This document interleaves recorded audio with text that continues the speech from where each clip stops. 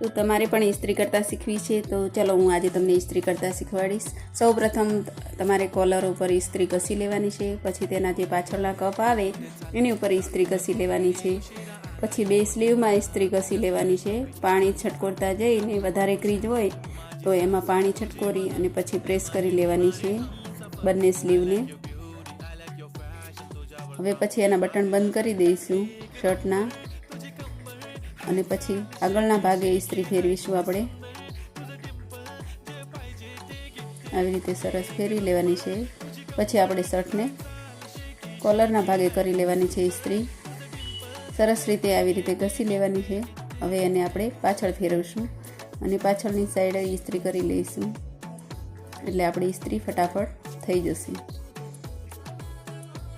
હવે આપણે એને બરાબર સંકેલી લઈશું।